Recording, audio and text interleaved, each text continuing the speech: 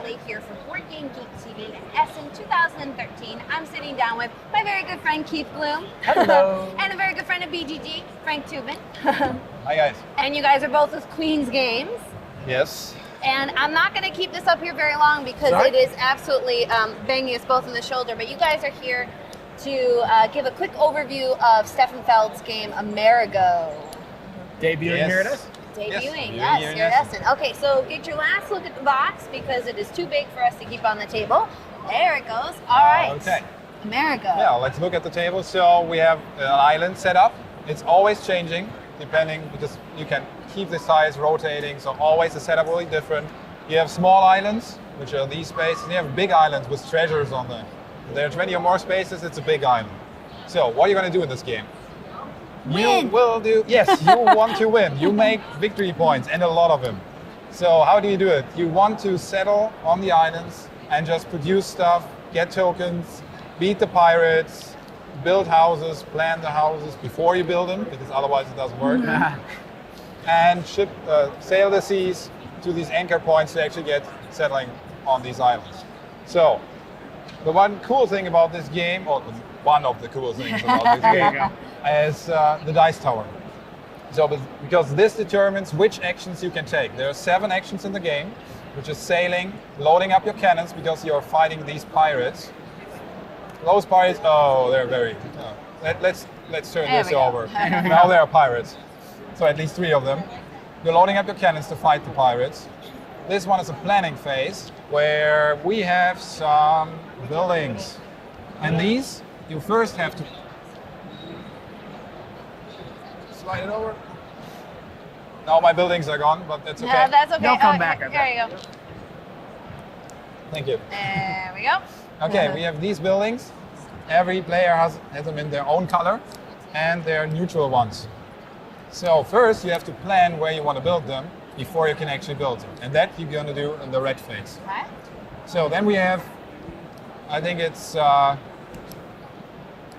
expansion tokens. Exploration, whatever. Yeah. They have a name, but I don't know it right now. Here, the icon helps. All right. Oh, yes. Those. Advancement. I think it's Advancement. It's Yeah, advancements. Yes. You're getting benefits of the course of the game. Either it's one time, either it's at the end, or during the game the whole time. Yeah, these icons in the lower right tell you that the infinity means it's throughout the game, 1x, one time. and E means end of the game. That's a good choice. What you brought up. I think so.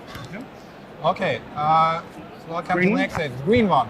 The green one, everything you have planned, you can now build. Okay.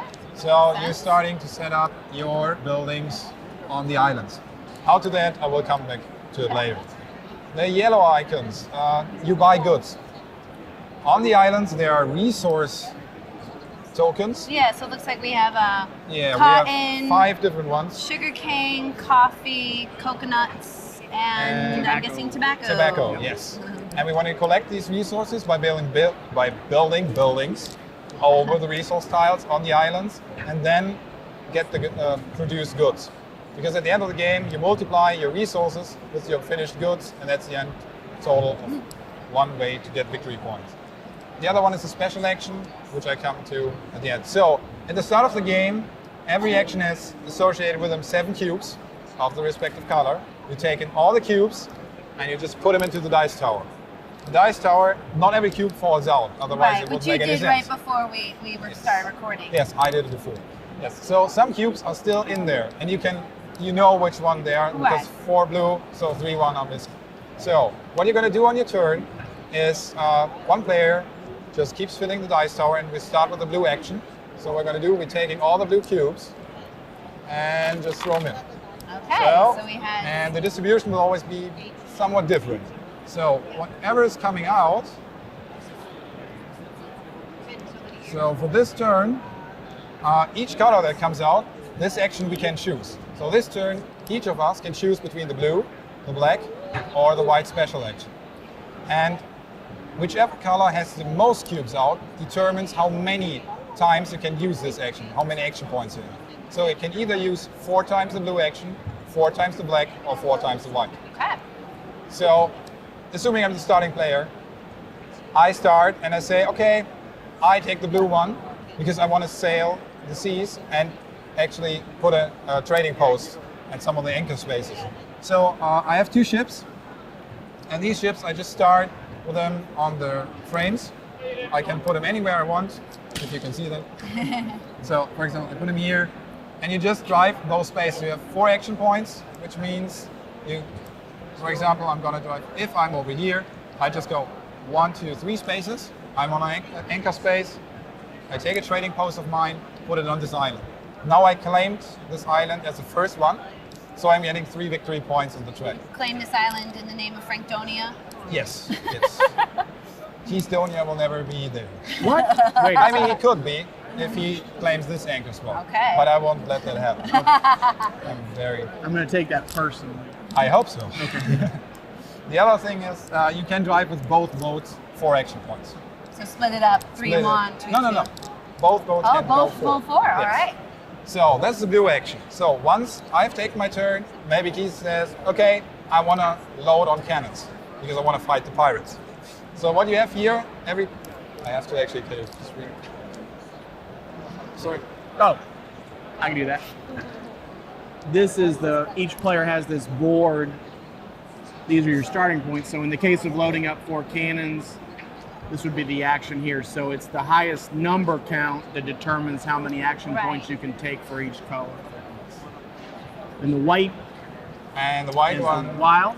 yes, it's a wild. So let's assume this is our player order.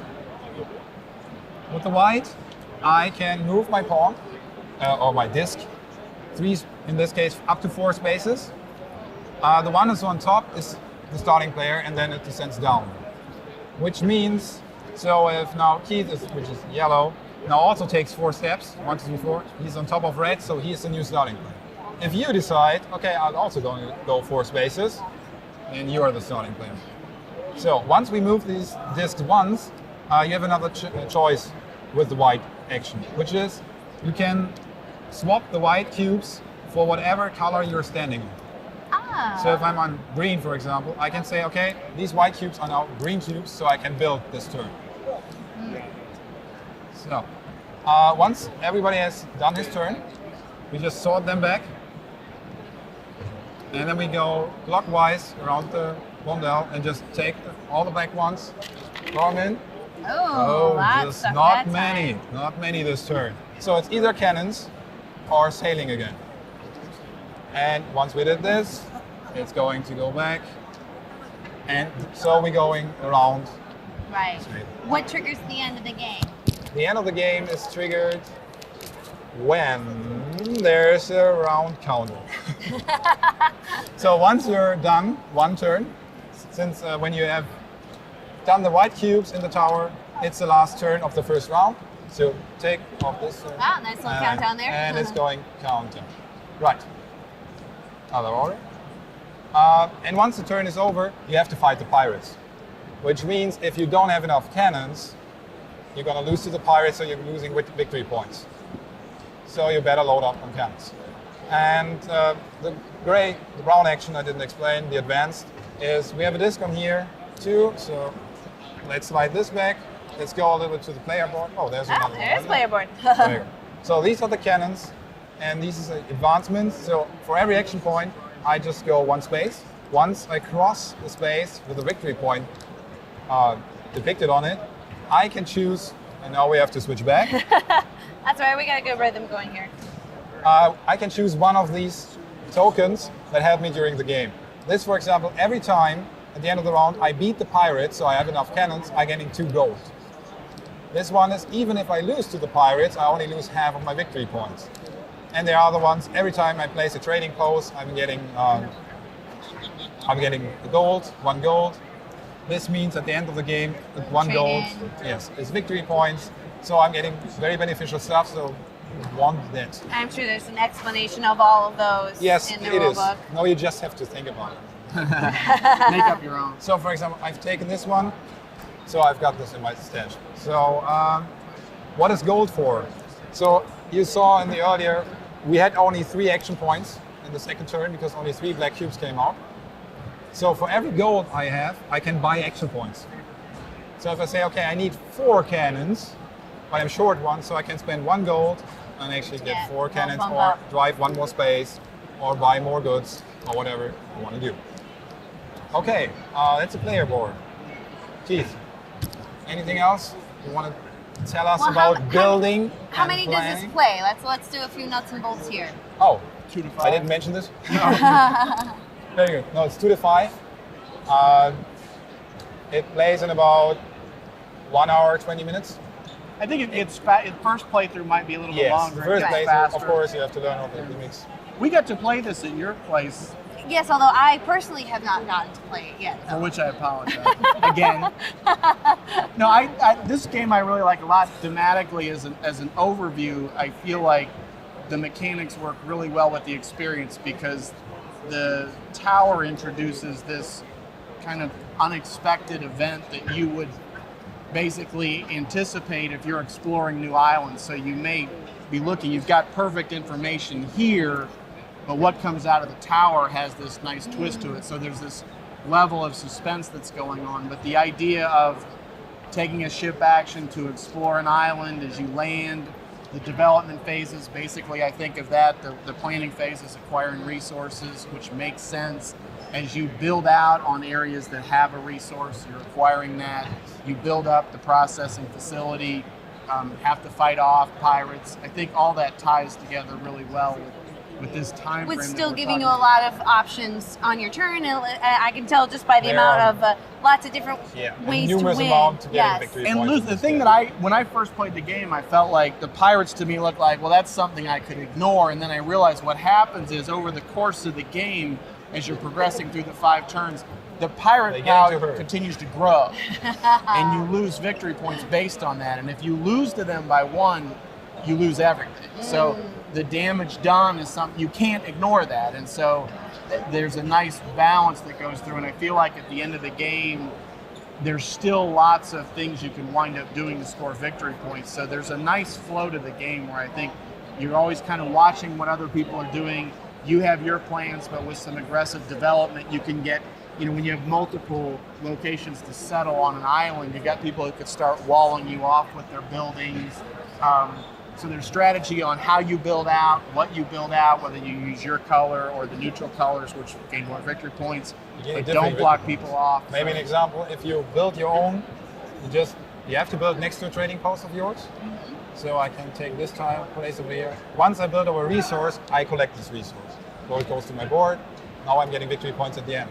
For every piece of my own I build, I'm getting 1 victory point if I'm building on a small island. But if I'm building it on a big island, I'm getting more victory points.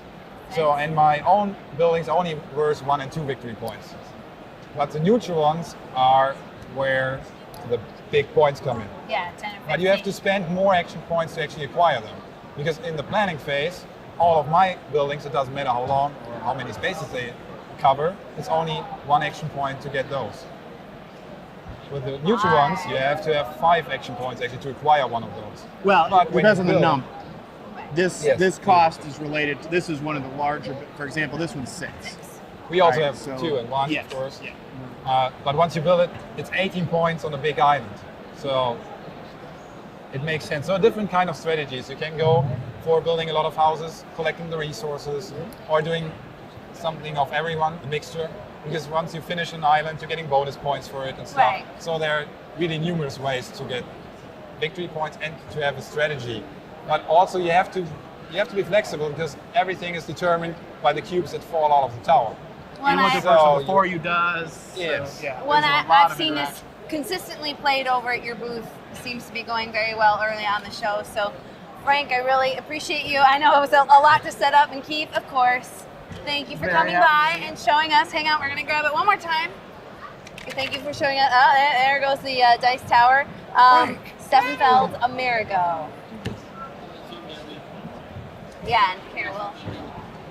Oh, Okay, so I'll do. that is working. Go. And then let's assume that went back to the board, and then I did the brown. Okay. Just throw a bunch of cubes in there.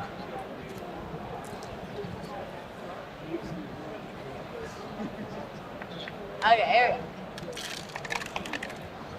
go. Oh, there's a lot of green stuck in there. So then I would go next, and then here comes yellow. Oh, wow. There's still a lot of green stuck sometimes in it's there. only the one color, but Interesting. of course. Yeah, you kind of know what's in the thing. Oh, yes, that's right. Thank you for reminding. So there was some Here, feedback you can about talk if come on that if people were dropping in the cubes the same count and color were coming out. So if I dropped in 4 yellow, let's see if I can achieve that. I doubt it. Yeah, if you drop in 4 yellow and 4 yellow would come out. One of the things to double check, the dice tower can be taken apart, especially if you're going to knock stuff out. So as I break it, You probably will. yeah. So you want to make sure the way it assembles, we've got the A's want to connect and the B's will as well. So if you're seeing a distribution that doesn't seem to be working, that's something that you can open up and check. Or switch Thank it you up. for the reminder, voice off.